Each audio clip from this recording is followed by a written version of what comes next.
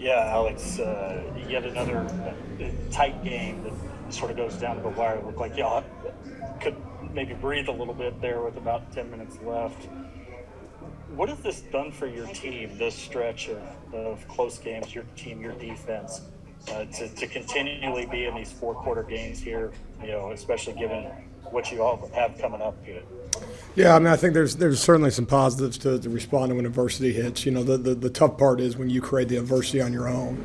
That's where you start the fire and then you become, look how good we are as firemen type of deal, right? And maybe that's a bad analogy, I don't know, but it's the only one I can come up with. But I certainly think you can find a way to win a game. Obviously, play well enough to do just that.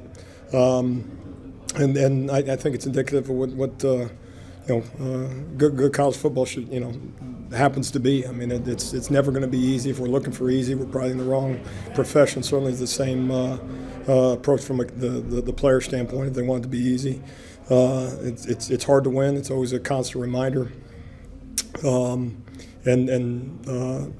There's times specifically today where we make it really hard on ourselves. Hey, Murdoch.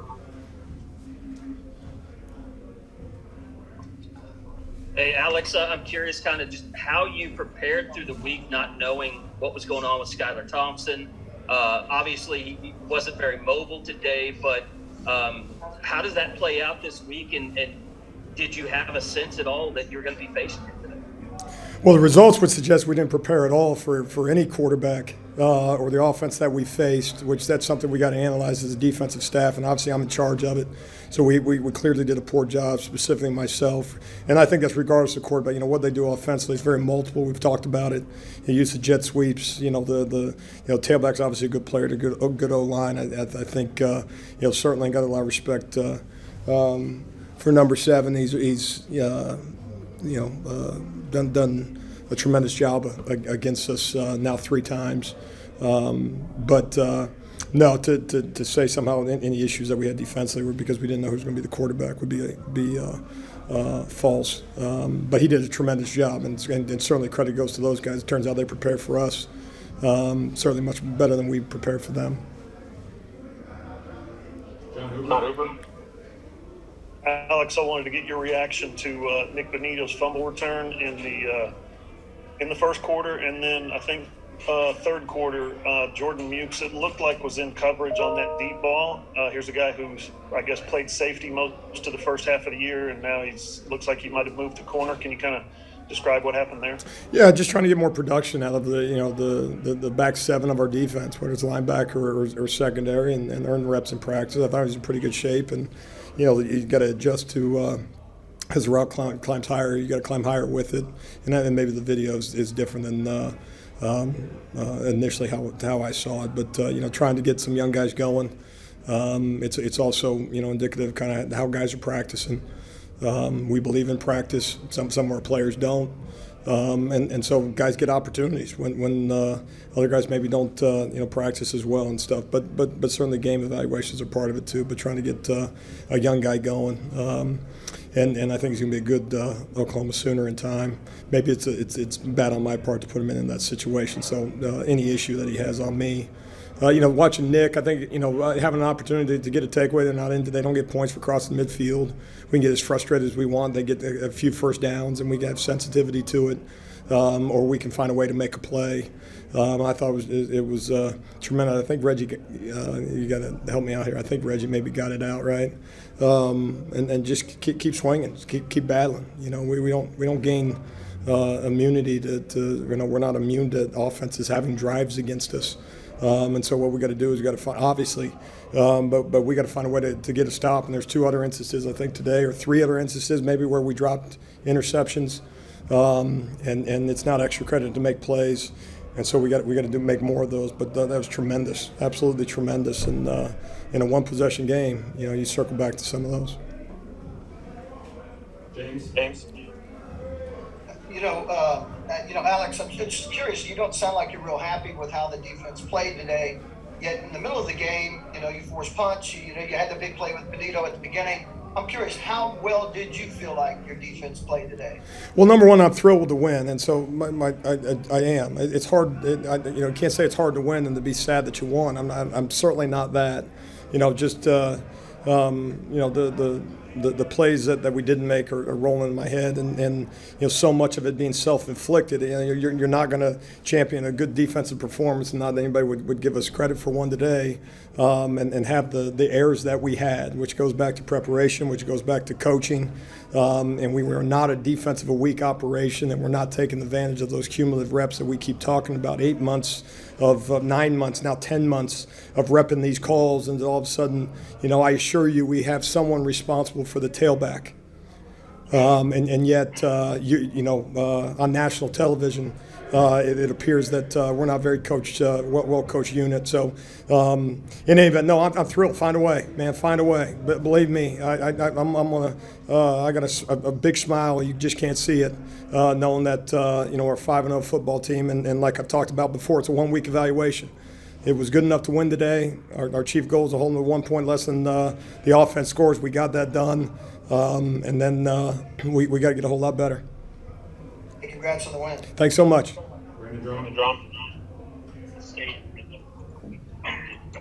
Yeah, Alex, can you kind of talk about when those long drives happen, just how hard is it for, I guess, your defensive line, you're substituting those rotations? How do y'all go about that? And can you see, I guess, just the I guess, with Redmond out, can you see the lack of depth there at certain positions?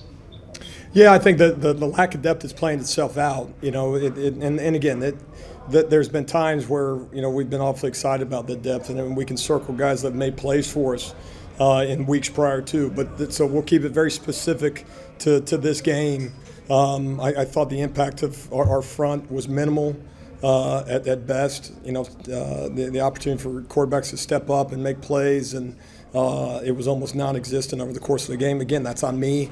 Right? What am I doing wrong to put the defense in front of the position that they can't have more production and have a more impact on the game? So it's on us as coaches.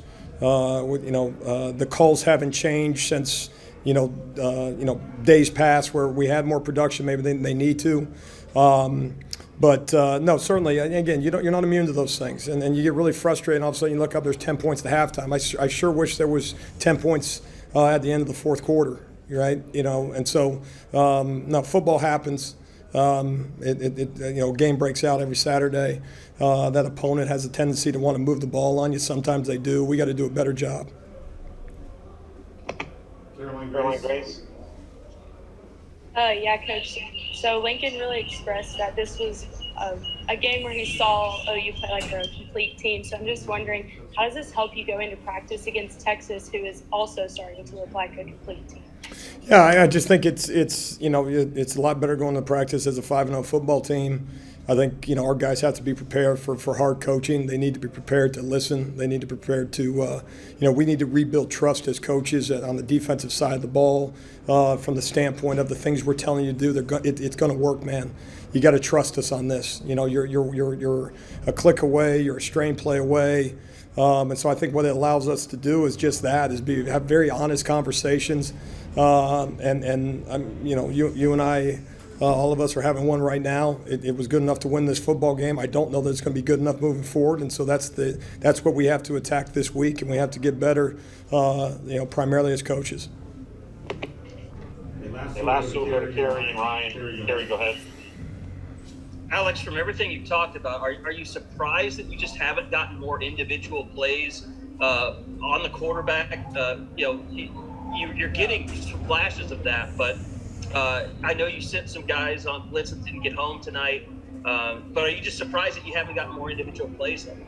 Yeah, I'm surprised also from the production of the back seven. We have, zone coverage isn't all of a sudden it obviously is going to be a completion, give me those slants from last week that we're so frustrated with, right? And then all of a sudden today, let's defend the slant. And all of a sudden, a ball that's thrown underneath us, turns into an explosive play. And I'm sitting there like, I don't know which coach is communicating that to their players, that that's somehow acceptable, or that's how we play zone coverage. I bring that up because that that level of the defense has to allow those guys in the front. It's 11 guys working together. Obviously, one guy gets a sack, one guy gets a takeaway so often on an individual play, but so much of it is 11 guys playing as one, not 11 guys minus two. Then all of a sudden, plays have a tendency to be more positive on the offensive side of the ball. And also, I don't know where our mind. It's too much 10 plus 1. I'll just kind of be out here. You guys go make a play, and then too often, football has a funny way of finding you. When you have that mentality, we got. Do a better job. 11 guys. Am I surprised? One guy's not making a play. When 11 guys aren't doing the right thing, it's very difficult for one guy to make one. Also, could you just talk about Justin Broyles today? I mean, have to get the start for him. Yeah, no, Justin's really stepped up, played well. There's certainly some bright spots, and God dang, I hope so as you go through it. But I think, looking at Justin, the guy's played a bunch of positions for us, stepped up. Obviously, Trouble's been out, end of the last game. Obviously, Keyshawn Lawrence played a lot tonight. Billy Bowman coming back, has helped us. Got Damon Harmon in a little bit today. Been pleased with, Justin. And he, like so many other guys, just fighting for more production, but was very pleased. Thanks, Alex. Yeah, thank you. Ryan. Yeah, Alex, you alluded to it with a couple of those answers there, but the problems with defending Deuce Vaughn, especially in the passing game, and really all their underneath and some of that short passing that they were able to have success with. It seemed like you figured some stuff out there as the game went on. Did you, what was different there? Sorry, there's a question. No, I got you. What was different there? And what does that mean for, here moving forward, especially as you got, another really talented running back to face a week from now? Yeah, and you got to make a decision, how much respect do you give to, from a, running back in the pass game? How involved is he? Obviously, in some of the empty sets, they use him obviously out of the backfield, and then late in the game, we got two guys on him, and we both decide to leave him, which doesn't make a whole lot of sense to me as you go through it. So, no, I think just overall, as you look at it, you got to make sure in zone coverage. Some of that is, if you wait till the ball, the receiver catches the ball, we're playing zone. There's limitations in every zone coverage. They throw the ball underneath.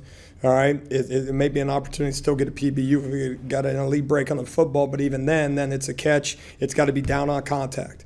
And so as big as anything on a lot of those things was, again, it's a catch. We're so frustrated by the catch, we decide to miss a tackle. And the fact that there's not a convergence on that ball, zone coverage implies all zone. It's not certain guys are in zone, everybody else is playing man. So much of that is just, creates the ease of execution offensively. Because whether you're in man conflict, obviously you got one-on-one coverage, and then if you're in zone and they have success versus either, then obviously it makes it very difficult to roll the extra calls and feel like you got any semblance of taking something away. And so, again, credit goes to them. They certainly Kansas State does a great job. Appreciate it, Alex. All right. Thank you, All right. Thanks, guys.